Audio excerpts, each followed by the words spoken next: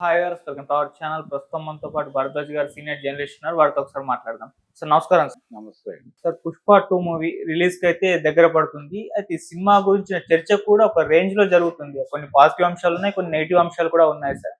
అయితే ఈ సినిమాకి సంబంధించి మొన్న ఒక ఆడియో వైరల్ అవుతుంది సార్. ఈ సినిమాని లీక్ చేయాలి, ఏ విధంగా లీక్ చేయాలి అన్నట్టుగా ఆడియో అయితే ఉంది. అది దాన్ని మెగా ఫ్యాన్సే కుట్ర పన్నుతున్నారు, పుష్ప 2 మూవీని లీక్ చేసే ప్రయత్నం చేస్తున్నారని చెప్పేసి అల్లు అర్జున్ గారి అభిమానులు అనుమానిస్తున్నారు. సో ఒక ట్విట్టర్ వారైతే వీళ్ళ మధ్య జరిగిందని చెప్పుకోవచ్చు సార్. ఆ ఆడియోలో మరి ఏముంది స్పష్టంగా? మరి నిజంగా మెగా ఫ్యాన్సే ఆ సినిమాని లీక్ చేయడానికి ప్రయత్నాలు జరుగుతున్నాయా? మీరు ఏం చెప్తారు సార్ ఇష్యూ పైన? ఆడియో విన్నారా మీరు? ఆడియో విన్నాను సార్. విన్నారా? ఉమ్, విన్నారా సీరియస్ గా? అవును సార్. ఏముంది దానిలో? అంటే పుష్ప 2 మూవీ విపిఎన్ ద్వారా ఆ, ఎలా లీక్ చేయాలన్నట్టుగా జరుగుతుంది సార్ ఆడియో. అంటే పుష్ప మూవీని రికార్డ్ చేసి మార్కెట్ లో పెట్టేయాలి, అవును. అంటే థియేటర్ కి జనాలు వెళ్లకుండా అడ్డుకోవాలి ఉమ్, అనేది ఉద్దేశం అనుకుంటే ఉమ్, ఇంత కష్టపడక్కర్లేదు. ఓకే. సినిమా రిలీజ్ అయ్యి నైట్ షో పడిన మరుక్షణం 1 అవర్ లో ఉమ్, అది అనేక సామాజిక అంటే అనేక వెబ్సైట్లలో అది అవైలబుల్ గా వచ్చేస్తోంది. ఓకే. ఏ సినిమా అయినా మీరు ఇలా చేయటం తప్పు కదా అంటే, ఇప్పుడు ఐబొమ్మ వాళ్ళు ఆ మధ్య మీరు కంట్రోల్ చేసుకోండి, మీరు ఏం చేస్తారో చేసుకోండి, మేము చేసేది మేము చేస్తాం అన్నట్టుగా మాట్లాడారు. కాబట్టి వీళ్ళు ఏదో లీక్ చేస్తే అదేదో సినిమా బ్యాడ్ అయిపోతుంది అనేది భ్రమ. అయితే ఒకటి, ఇది వాంటెడ్ గా జరుగుతోంది. అంటే ఈ సినిమా మీద అంచనాలు పెంచడంలో భాగంగా, ప్రమోషనల్ యాక్టివిటీలో భాగంగా దీన్ని కూడా వాడుతున్నారా అనేది ఒక అనుమానం. అంత సీరియస్ వార్ ఉందా నిజంగానే మెగాభిమానులకి అల్లు ఆర్మీకి మధ్య ఉమ్, అనేది కూడా అనుమానమే. ఎందుకంటే అంత పెద్ద ఒక ఒక అసంతృప్తి అయితే ఉంది మెగాభిమానుల్లో.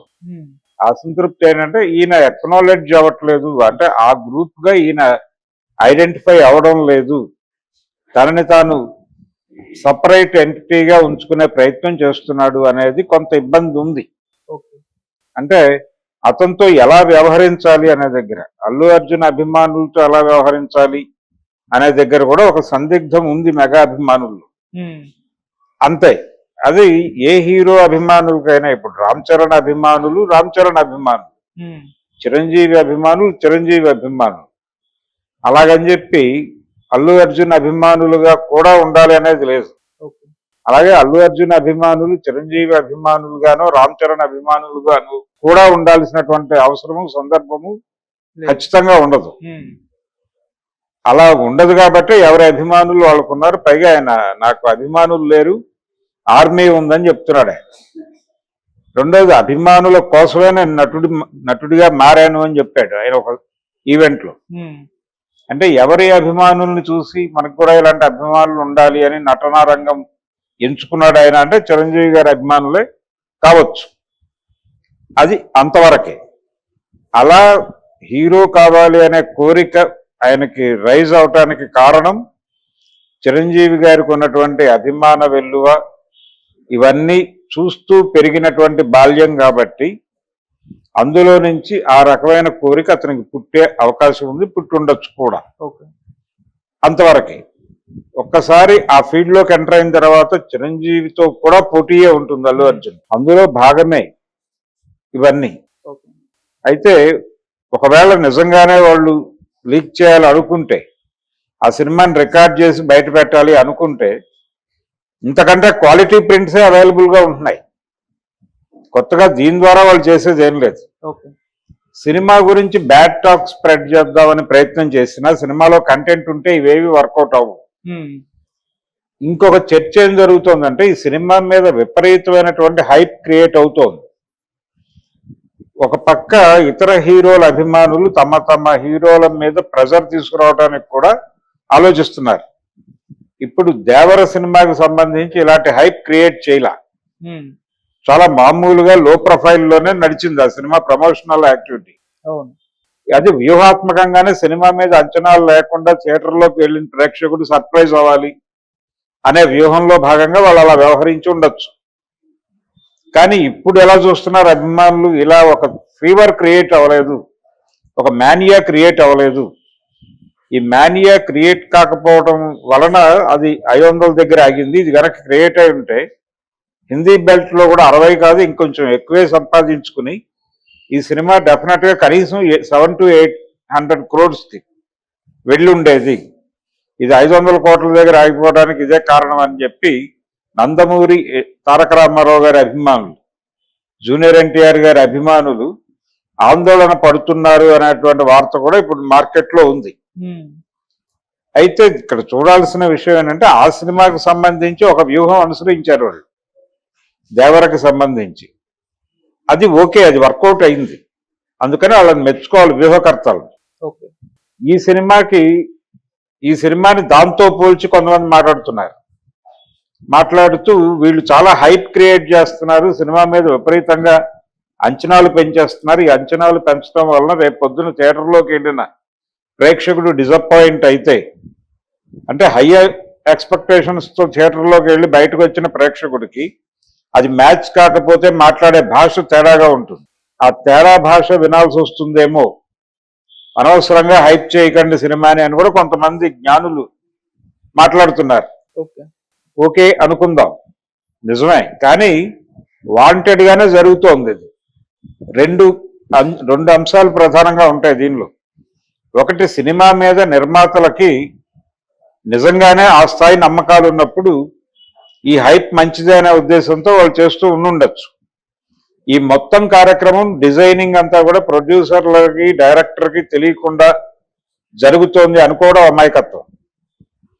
ఈవెన్ ఫ్యాన్ మూమెంట్ కూడా, ఈ మెగా అభిమానులు వర్సెస్ అల్లు ఫ్యాన్స్ అనే వివాదం కూడా ఈ టైంలో కొంచెం ప్యారలల్ ట్రాక్ లో నడపడం కూడా సినిమా ప్రమోషనల్ ప్రోగ్రామ్ లో భాగమే కావచ్చు కూడా. సో ఈ యాంగిల్లో చూస్తే ఈ హైప్ చేయటం వెనకాల సినిమా మీద వాళ్ళకి విపరీతమైన నమ్మకంతో అయినా చేయాలి. లేదు, అసలు ఏమాత్రము నమ్మకం లేదు. ఏది దేవర స్థాయిలో లో ప్రొఫైల్ మెయింటైన్ చేస్తే సినిమా హైప్ అవుతుందేమో, రిలీజ్ తర్వాత మౌత్ టాక్ తో రైజ్ అవని సినిమాని అని వ్యూహాత్మకంగా వ్యవహరించే పరిస్థితి కూడా, అంటే ఆ స్థాయి కూడా లేకుండా సినిమా ఉండుంటే ఒక బీభత్సమైన వేవ్ క్రియేట్ చేసి, ఓపెనింగ్స్ సునామీ క్రియేట్ చేసి సీన్ లో నుంచి తప్పుకోవడం, బయర్స్ ని నష్టాల్లో నుంచి బయటేయటం అనే వ్యూహం మేరకైనా సరే ఈ హైప్ పెంచే ప్రయత్నాలు జరగచ్చు. రెండోది, విపరీతమైన నమ్మకంతో కూడా చేయొచ్చు. ప్రస్తుతానికి మనం సినిమా ఇంకా చూడలేదు కాబట్టి వీళ్ళకి భారీ అంచనాలు ఉండి, వీళ్ళకి ఒకటి ఆస్పిరేషన్ ఉంది, 2000 crore క్లబ్లోకి సినిమాని తీసుకెళ్ళాలి అనేటువంటి ఒక ఆశ ఉంది మాకు అనే విషయం అందరూ మాట్లాడారు, ఇంక్లూడింగ్ అల్లు అర్జున్. పాట్నా ఈవెంట్ ఒక రకంగా ఈ ఫీవర్ క్రియేట్ చేయడానికి పునాది. ఆ పాట్నా ఈవెంట్ లో డాస్ మీద ప్రతి ఒక్కరూ కూడా బిగ్గెస్ట్ ఫిల్మ్ ఆఫ్ ఇండియా అన్న లెవెల్లో మాట్లాడారు. సో ఈ హైప్ పెంచడం వ్యూహాత్మకమే అనుకుందాం. ఈ సినిమాని ఆ రేంజ్కి తీసుకెళ్లాలి కాబట్టి ఈ స్థాయి మానియా క్రియేట్ చేయాలి అని వాంటెడ్ గా అనుకుని చేస్తూ ఉండుంటే, అది మ్యాచ్ అయితే ఇది 2000 crore క్లబ్లోకి వెళ్ళటం అనేది పెద్ద కష్టమేం కాదు. ఈ క్రియేట్ అయినటువంటి వాతావరణానికి, ఈ వాతావరణాన్ని మ్యాచ్ చేసే లెవెల్లో సినిమా ఉంటే మాత్రం వాళ్ళ ఆశలు నెరవేరుతాయి. లేదంటే గనక మనం ఇందాక చెప్పుకున్నట్టుగా ఓపెనింగ్స్ కి మాత్రమే పరిమితమై సినిమా తప్పుకుంటుంది. ఇంకొక విచిత్రమైన విషయం ఏంటంటే, పుష్ప రిలీజ్ తర్వాత ఒక 20 రోజుల తర్వాత 20 days తర్వాత 2 సినిమాలు ఉన్నాయి మైత్రి మూవీ మేకర్స్. రాబిన్ హుడ్ అనే సినిమా ఉంది 25th ఇప్పుడు. రాబిన్ హుడ్ తర్వాత పొంగల్కి ఒక సినిమా ఉంది మైత్రి మూవీ మేకర్స్. ఏది తమిళ్లో అజిత్ తో చేస్తున్నారు అసలు, గుడ్ బ్యాడ్ అగ్లీ. అది తెలుగు వెర్షన్ రిలీజ్ అవుతుంది. కాబట్టి ఇది మైత్రి మూవీ మేకర్స్ డిసెంబర్ 5 నుంచి మొదలుపెట్టి జాన్యువరి చివరి వరకు దాదాపు 3 సినిమాలతో ఆడియన్స్ ని బిజీ చేయబోతున్నారు, ఎంగేజ్ చేయబోతున్నారు. ఈ మూడిటి మీద అంటే థియేటర్లు ఎలా షేర్ చేస్తారో ఆ డిస్కషన్ కూడా జరిగింది మొన్న. అంటే పుష్ప వదిలేసిన థియేటర్లను మేము చూస్ చేసుకుంటామని మాట్లాడాడు ఆయన, ప్రొడ్యూసర్ గారు.